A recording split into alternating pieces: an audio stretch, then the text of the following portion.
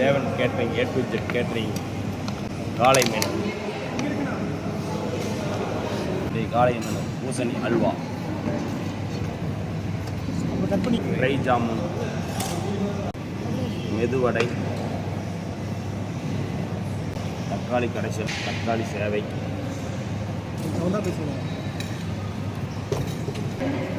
பூரி, வெண்பொங்கல், puri masala, mini தட்டு இட்லி,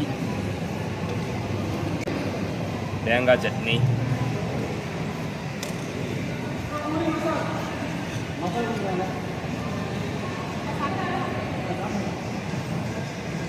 சின்ன வெங்காய சாம்பார், பொடி தோசை.